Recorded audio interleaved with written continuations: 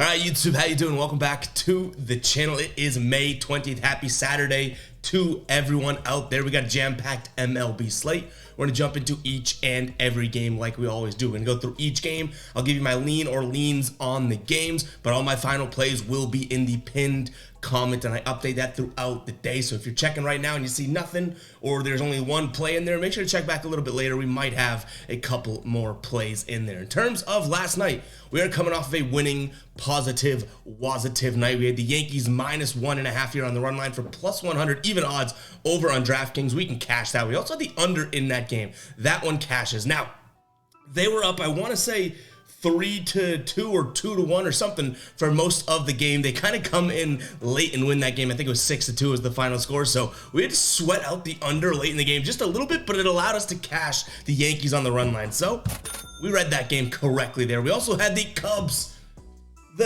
on the money line. Finally, I've been like a hopeless romantic for this Cubs team, and they finally come through for plus 108 odds on FanDuel. We didn't hit the Twins money line. They lose by 1 run. And then we also had Pablo Reyes, we posted as our player prop short here on the channel as well. He did not cash, which is a bummer because we've been killing it with those plays in the player prop category. And then I don't think we're going to count it towards a record, but we're going to keep track of a record, I guess, in and of itself there. But the Friday parlay does not hit. It was this damn close to cashing us for like plus 250 odds, but that does not come through. But nonetheless, can't complain about profit. 3 wins last night. 2 of the wins were plus money wins. We shall take that, guys. Before we jump into the video, go ahead and hit that subscribe button, guys. Like the video as well. We've been getting a bunch of likes as of late. We've been getting a bunch of new subscribers as of late, so thank you guys so damn much. And if you do want to become a baller, which is a member on the channel, $2.99 a month. It first and foremost helps support the channel. That's what I want you guys to know. That is the #1 reason to become a baller, okay? To support the channel. But you also get some cool perks. You get a badge next to your name. You get custom emojis you can use in the comments, but that's not all. You also get our baseball and basketball models that come out every single day for spread, total, as well as our player prop model for the NBA. The data has been down. My formula is broken in the sheet right now. We're still trying to work on it. It's been like a week, so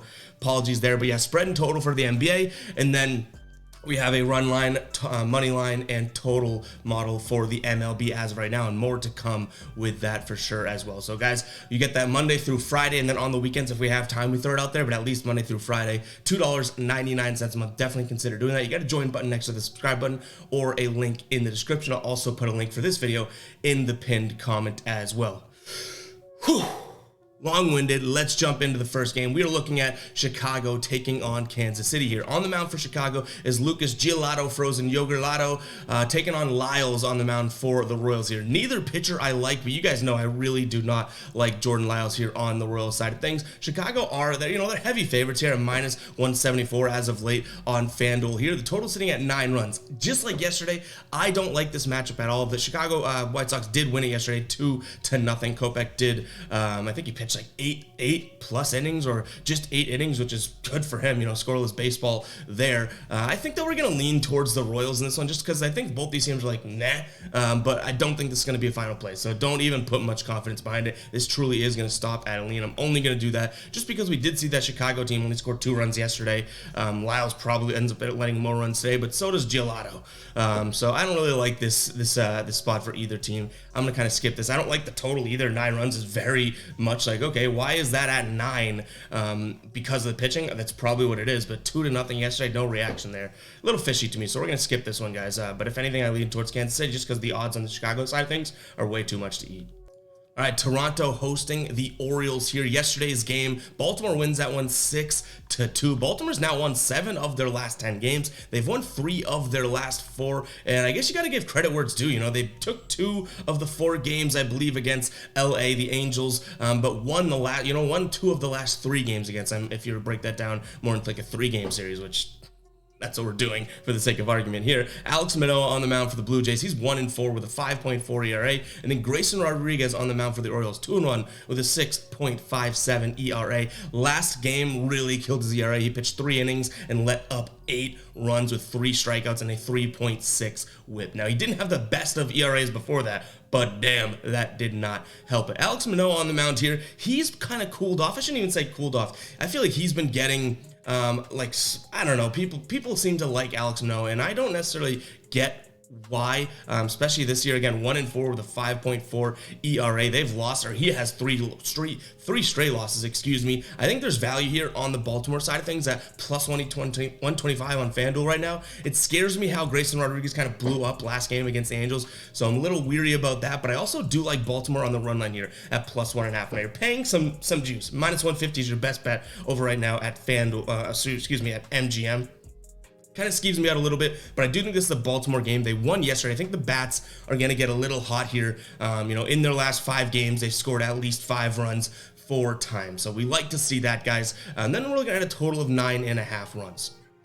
I think this one actually goes over. Neither one of these teams has been trending in that direction. Both teams have only hit over 9.5 runs in 3 of their last 10, but Baltimore's done it a little bit more as of late here. They've had 3 of their last 5 games end in double digits or more, so I kind of like that. I'm going to slightly lean towards the over there as well. The Philadelphia Phillies taking on the Chicago Cubs. The Cubs, like I said, we've been waiting. We've been waiting for this damn team to get it together. They win 10-0 yesterday, and I told you guys, I was like, yeah, they never score runs for Stroman. 10-1. I don't know how much run support he got while he was in there. I think he pitched just over 6 innings, but you gotta love to see him, them kind of stepping up and saying, all right, let's go win this game. We feel like we're a better team. Let's go win it. And they did. And they're even bigger underdogs today. Now, I'm not gonna fall victim to that. They're plus 146 on the money line today. I don't really like them today. We've seen Talon kind of struggle in his last few games. Jameson Talon, he's 0-2 with a 6.29 ERA. His last 3 starts, he hasn't gotten a decision on, but the team has lost 3 straight. He's earned 3, 4, and 4 runs through the most 4 1/3 innings. So not the biggest of guys to back right now. But on the other side of things, Aaron Nola, who also could be right in that same category of not the best pitchers to back, but the one credit that I will give him is the fact that he's pitching deep into games. He's getting 6 innings like it's his job, which I guess it is, but he definitely is at least controlling the game a little bit more, and his whip is really, really low. He's just letting up, I guess, time and like badly timed runs, badly timed hits, okay? Which, I kind of want to let him off the hook a little bit for. I would lean Philly in this one if they weren't such crazy favorites, minus 160 to minus 165 on Sportsbook. So what I ultimately end up leaning here is going to be Chicago on the run line, plus 1.5. I do think that, even if they go out there and lose, they'll keep this game close. We saw them keep that run line close. Actually, 2 of the 3 games against Houston, they kept close. One, they did cover the run line. And then earlier in the year, we did see them keep games close even when they were losing. So hopefully that win last night kind of gets them back to, back to form as to where they were earlier in the year. And I don't want to say that they were great earlier in the year either. I kind of am like overhyping it at that point too. But, on the run line, I do think that they can keep this one close. And then in terms of the total, 9 runs. Like I said, both these pitchers haven't looked great as of late. I like that Nola can go deeper into a game, but that doesn't excuse him also being able to allow 4 to 5 runs. So I'm going to lean towards the over 9 in this one as well. All right, before we get into the San Francisco and Miami game, we got to talk about the ride of the day. Ride of the day from Mr. Everyday here does not come through. And guys, it's no hard feelings, but when you don't hit the ride of the day, you got to face the womp womp of the soundboard there. Rays team total over 4.5. I jumped on board because I saw this and I was like, yes, this is what I want today too. I think that this Tampa Bay team's going to put up a bunch of runs. I even said it partially in the video yesterday. It won't take you long to count to how many runs the Rays got, because let's do it. Ready? We'll count together. 1. That's how many runs they scored. That's how many runs the damn Tampa Bay Rays scored yesterday. Yikes, guys. If you do want to be the ride of the day, all you got to use is hashtag ride of the day in the comments. Give me a lock, give me an absolute banger, and I'll be jumping on board with one person's pick in the comments, and I'll be throwing it out there as a shout out in tomorrow's video, win or loss. If you win, we have a good time, we celebrate it, you know what I mean? But if you lose, you kind of got to face the womp womp like Mr. Everyday did there. So drop that hashtag ride of the day at your own risk in the comments, guys. Let's go ahead and get back to the games here. Like I said, we're looking at San Francisco taking on Miami. Yesterday's game ends in a Miami, San Francisco ends up beating Philadelphia yesterday. You love when I organize my notes incorrectly, guys. Give me 1 second here as I pull the most ones. So San Francisco ends up beating the Marlins yesterday. Yes, the Marlins, obviously, they've had their struggles. I've even talked about Sandy Alcantara as well, being like, when is this guy going to get it together? But nonetheless, San Francisco coming off the win yesterday against the Marlins here. And the odds are kind of where I feel like they should be as well. You have Logan Webb on the mound, 3-5 with a 3.6 hits ERA. Braxton Garrett on the mound for the Marlins. Now, last time I talked about Garrett and kind of, shit on Braxton Garrett, a lot of comments were being like, no, he hasn't gotten his fair shake. He is a good pitcher, blah, blah, blah. And I'm like, I can understand that, and I'm not going to say he's not. Like, he's had a couple good starts this season. Even last game, right? He had no decision. He pitched 5 innings, 8 strikeouts, and 1 earned run. That is good, and I like that. I get it, but I don't really believe in him. I don't think that he's like a winning pitcher, in my opinion. So I'm sorry, I'm not like a Braxton Garrett hater. I just don't love the guy either. Logan Webb on the mound here has had a better run. He's won 2 of his last 3 games, or 2 of his last 3 games that he started. They have won 2 of the last 3 games that he started. And even in the game that was a no decision, they ultimately end up losing 2-1 to Arizona. He pitched 7 innings with 1 earned run. Not many strikeouts, but a .86 whip. He's been dealing as of late, so I'm going to back the Giants in this spot. You can get them at -165 over on DraftKings as of right now. And the total sit at 7.5 runs. I know the graphic says 8. It's a little old. I don't know where to come out on that. Both these teams, ready? In their last 5 games, they followed the exact same trend, right? Over, under, that type of thing, which is just kind of not telling to me. The only thing that I would say is that there's some strong wind. Wait. Meteorologist Ev got a report for duty here. There's some strong wind blowing out directly to center field in this ballpark. But that was also the case yesterday, and we saw, a 4-3 win. So I'm not necessarily going to put too much stock into the weather. Back to you, Ev. You love a weather guy that doesn't put much stock into the weather. But yeah, guys, I don't really know where to come out on this. I guess I'd slightly lean towards the over, but I do think that, I feel like Logan Webb's going to have a good game today, so it's really going to come down to the Giants scoring a bunch of runs, which also isn't the most, lock of the century. So I lean Giants on the money line. I don't like them on the run line. If anything, if you want a run line play, I do actually look at Miami to keep this game close, but I'm also going to look at the over there ever so slightly. Pittsburgh taking on Arizona. I was shocked by this one yesterday. This was one of the legs of the parlay. It did not hit. We had Arizona plus or over 3.5 for a team total, but yesterday's score was 13-3. Now, I am like the leader of the I hate the Pirates. They fooled us, fool me once, shame on you, fool me twice, shame on me type of thing. Mitch Keller on the mound for them today. He's 5-1 with a 2.38 ERA, and he has been dealing. We're looking at 2 starts ago. He had 9 innings pitched, 0 earned runs, 8 strikeouts. You're like, holy crap, that's good. He pitched against Baltimore last start, 7 innings pitched, 0 earned runs, 13 strikeouts. And then you have Padat on the mound for the Diamondbacks. So obviously made his debut. I think this might actually only be his 4th start here, but they've won 2 of the 3 games that he's pitched in, but he only has 1 loss on the year and no wins. He looked decent last game, 5 innings pitched, 5 strikeouts, a .8 whip with a 1 earned run stat line there, but I gotta trust Pittsburgh in this one, and I hate to say that. I'm gonna give myself a womp womp for going back to the team that I've been ragging on, but when Mitch Keller's on the mound, I do trust them a little bit more. So you're looking at -135 odds right now over on DK. They've won 3 of their last 4. So either I was wrong that this Pittsburgh team actually isn't that good and had an easy schedule to start the year and then had a tough-ish schedule after that, right? Or this team just is starting to heat up, and that was a fluke last night. So hopefully I'm wrong about them overall, and they can kind of come through for this lean today.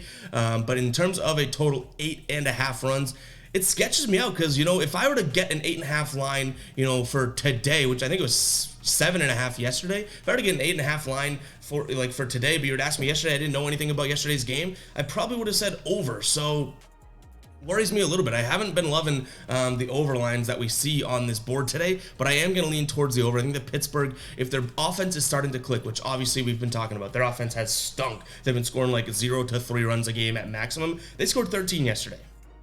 If that on the mound for the Diamondbacks. You guys probably get so annoyed when I say that. If Padat on the mound for the Diamondbacks doesn't really have it together and they can carry that offensive momentum in, I think the Diamondbacks, you know, probably could put up another 3 runs bare minimum. Maybe Pittsburgh goes for like 5 and we're kind of sweating out and over, but I lean slightly towards the over. Don't love it either, which I feel like I've said I don't love any of these picks or, you know, whatnot multiple times this video, but sometimes you're going to have an entire slate that you see clearly and you love, right? And then sometimes you're going to get on here from my perspective and be like, there are a couple spots that I really like. We'll get to those. Just we really haven't had many that are that great as of late, and I just follow the order of the games, guys. All right, Detroit gets the win yesterday against Washington. Washington now slightly favored in this game. They're at minus 111 on the money line.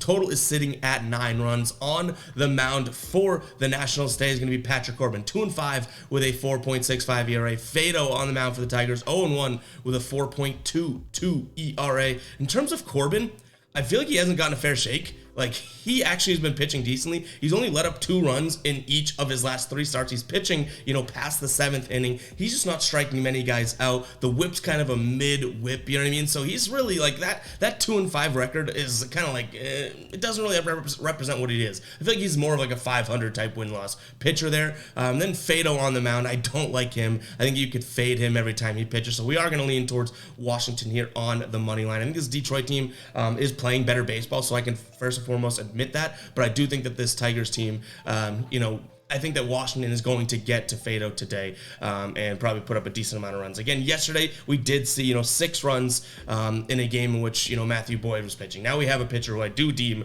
worse than him, and, you know, you're looking at just an offense that maybe starting to feel it. They saw the ball well yesterday, 6 runs. Again, let's go ahead and do that again. I don't think Detroit necessarily puts up an 8 spot on them.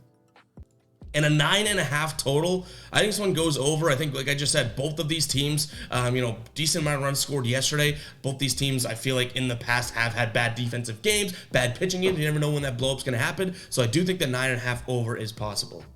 Texas taking on Colorado. They got the 7-2 win yesterday. They are minus 190 here at home today. I do think this Colorado team is going to struggle away from Colorado, but Freeland's on the mound today. He's 4-4 with a 3.16 ERA. John Gray on the mound for the Rangers, though, with a 3.15 ERA on a 3-1 record. And his last 2 starts, he's been dynamite against Seattle, which I'll give him credit for, and then Oakland too.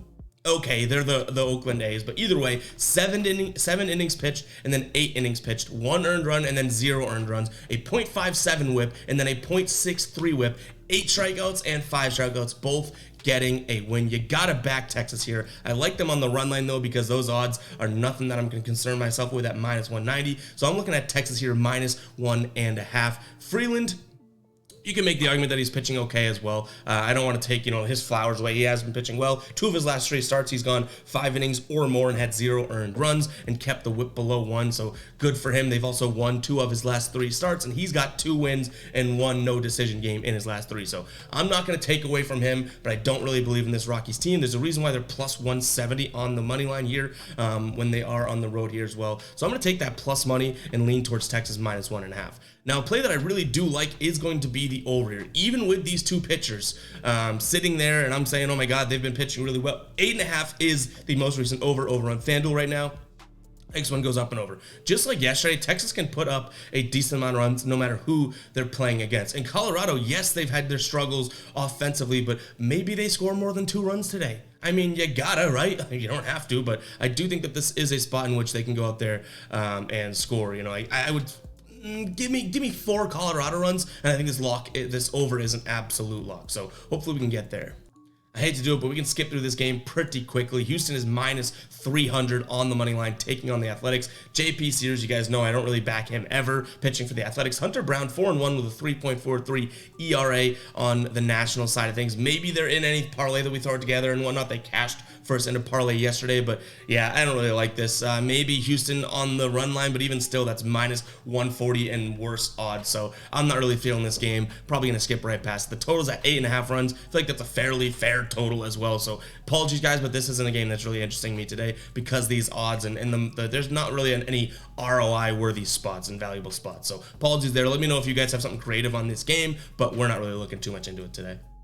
And then right in line with that, we do have a couple games here to jump into that I kind of got to guess and throw out random numbers because we don't have a starter right now for the Yankees. Luke Weaver's on the mound for the Reds, but we don't have odds, lines, or a total here for this. We do have the opening money line that came out yesterday afternoon. That was minus 167 on the Yankee side of things and plus 135 on Cincinnati's side of things. Depending on who starts the Yankees, I am going to lean Yankees on the money line. It's a lot of juice to be paying. I don't really love them on the run line again. We cashed out yesterday. I don't want to get too greedy. And then if that total is sitting again towards, the 10.5 mark or something like that, if we can, still have a double-digit game and cash and under, so depending on what the total is, I think I do lean towards the under. I wish I had more for you guys there because we don't have much information on this game. It is very early when we're recording these, even on Saturdays, guys. Yes, if I want to, on Fridays, we still got to wake up being like, ugh, and jump on and record these. So that's a good time to throw out a little number comment, guys. If you're still watching at this moment,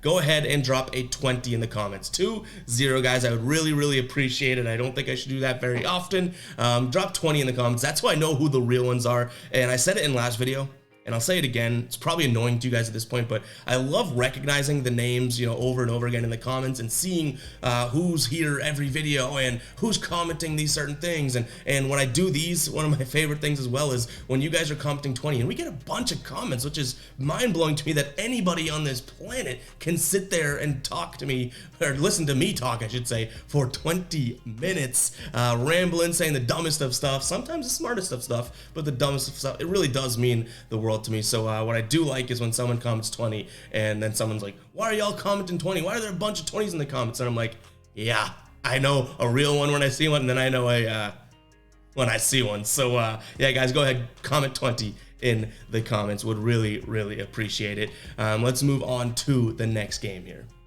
So for this Brewers and Tampa Bay game, we're still awaiting some final lines, but we do have, I guess we could say, a little bit of an update here. In terms of the total, we're looking at 8 runs as of right now. This has just been updated probably earlier this morning, so still subject to change, obviously. And then in terms of money line, we have Tampa Bay minus 192 at home, and then for a run line on the minus 1.5 at plus 115. On the mound for the Rays, we do have that is Zach Eflin. He is 5-1 with a 3.38 ERA. Eric Lauer on the mound for the Brewers, 4-4 with a 4.5 ERA. Now, he did have, I would say a decent game 2 games ago. I'm talking about Lauer, but Eflin has kind of blown up in 2 games. So I don't really love this spot for the Brewers, but if you're on the Brewers money line for kind of a long shot play at plus 185, I don't hate it. I think that Eflin has had a really good year to date, but look at his last couple starts here. 6 innings pitched, 4 runs in each. Okay, 4 strikeouts in one of those. He did get the loss there, and then in one of those games he did kind of get a win, but that's because they played the Yankees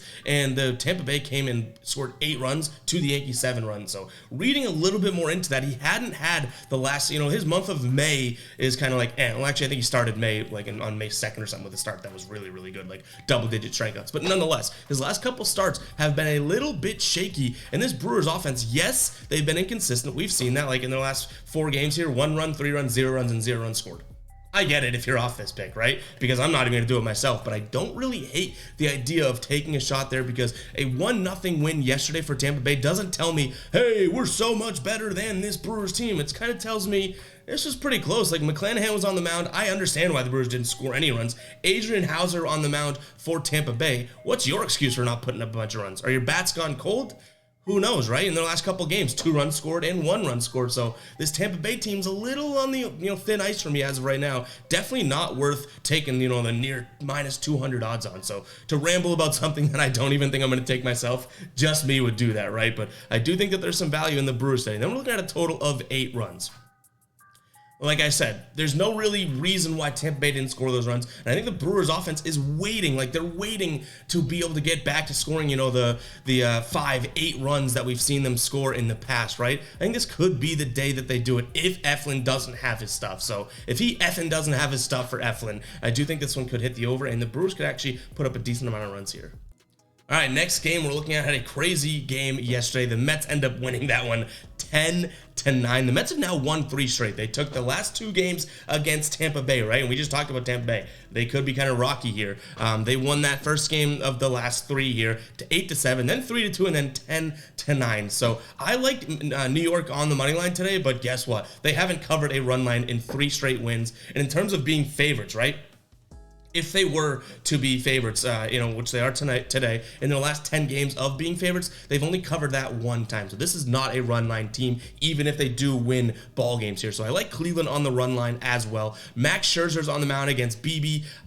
I think this one ends up going under. 8 runs is what you're looking at as of right now, and I think that this one just is an under game. I think the public's going to be on the over because it's low, and because neither one of these guys, I would say, has been incredibly stellar or has lived up to their potential this season. Scherzer specifically, I think that Scherzer, hasn't really done what Mets fans probably would want him to do. Last game looked okay, 5 innings pitched, 1 run, 0.8 whip with 6 strikeouts and a win. If he goes out and does that again today, then we cash both sides of this. Because if he's going to let Cleveland, only score 1 run through 5-6 innings type of thing, I don't think that they're going to end up scoring a bunch of runs. And then BB on their other side of things, he needs to do what he did in his last start as well against the Angels. 7 innings, 2/3 pitched, 1 earned run, a .26 whip. 0.26 whip with 7 strikeouts. He didn't get the decision, but that's a winning performance in my book here. So I do like Cleveland to also cover the run line if the Mets do win, but I like the under 8 here.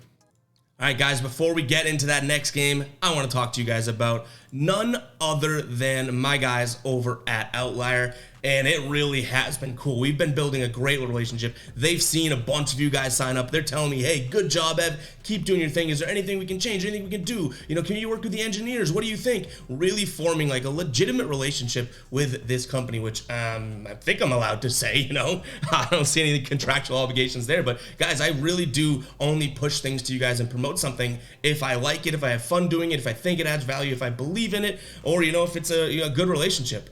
Outlier literally checks all those boxes. But other than speaking about my relationship with them, what is Outlier? It is an amazing sports betting research tool. In fact, let's just jump into it. Screw it. I'm on the games tab as of right now. We just looked at this Mets-Guardians game, right?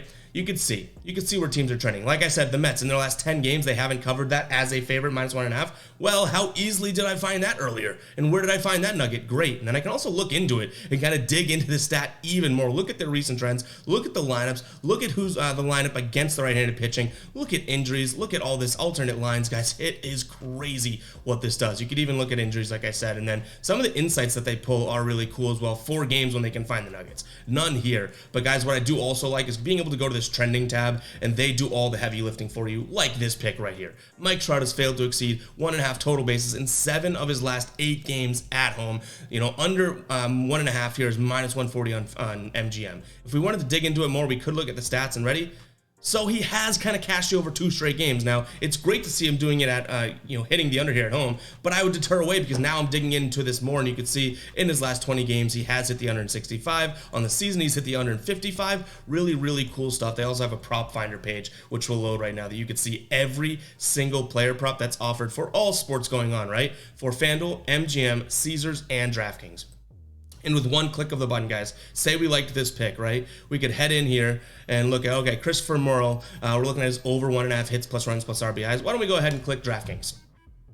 Hands-free devices, ladies and gentlemen. It's going to go find that player prop and toss it into your bet slip. Now, if we were logged in, we could place $1 million on this game and go ahead and cash it, but we're not logged in. But yeah, it's as simple as that. You don't even have to do the digging to go find that pick. So definitely check out Outlier today, guys. Use the link in the description and you get a 7-day free trial. I would never tell you it's something that didn't mean it, and this is also still worth it after the free trial is over. It's going to be $19.99 a month, moving forward, $19.99 per month. They also have a yearly deal and whatnot, but it's super, super worth it. And like I said, I'm loving the relationship we're building because they're seeing how many of you guys are signing up, and I'm seeing sort of the good response in the comments, in my DMs. It is really damn cool, guys. And we also, I hate to do it to you guys, but we're not going right back to the games just yet. I do want to talk to you about the giveaway that we're running as well over on our Instagram. All you got to do is follow EvPicks at EVPICKZ,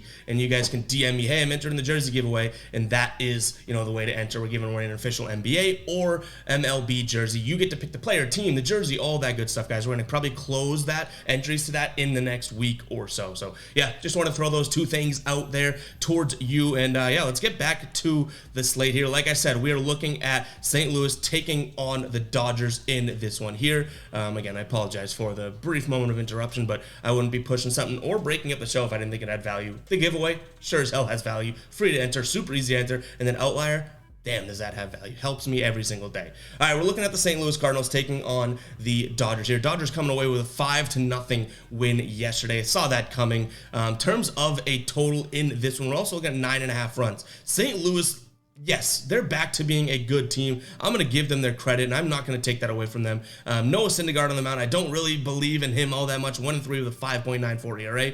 The only problem with this is that Mikolas is on the mound for the Cardinals. And I've told you guys before, Mikolas' stats can sometimes look really good, like 6 innings pitched with 1 earned run, but 0 strikeouts in his last start, right? They win 9-1. So they probably would have won that game even if he let up 4 runs.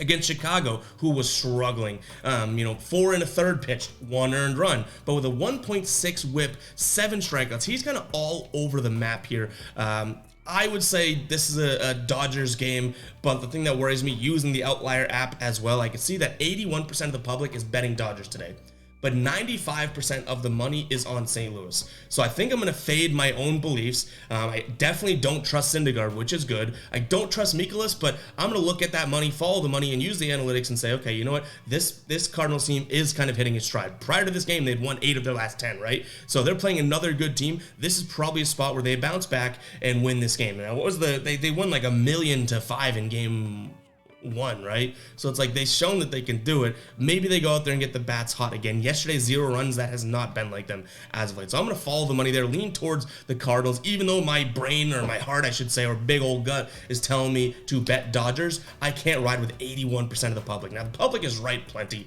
Don't get me wrong, but 81%, I don't know. We haven't seen the line move like all that much with all that money. It's kind of weird. Like this opened up at -111 for Dodgers on the money line. 81% of the public is betting them, and then all of a sudden it's only at -108. A little fishy there. Like they're like, that's pretty much the book saying, come on, keep betting the Dodgers. Come on, we're not going to deter you, right? Because if you saw 81% of the bets come in on the Dodgers, a lot of the times they'd bump that to like -120, -125. You'd see a pretty decent jump. You're not seeing that right now. In fact, it's gone towards, encouraging more Dodger bets. So maybe I'm overthinking it and rambling. I don't even know how long I've been talking about this game, but I am going to lean towards St. Louis just because of that. It might become a final play. Again, just because of that. We shall see. Sometimes you got to fade yourself. We made a brand off of it, the Fade Me brand. Then we have a total of 9.5 runs. I think this one also goes up and over because, like I said, these are two pitchers I don't ultimately trust.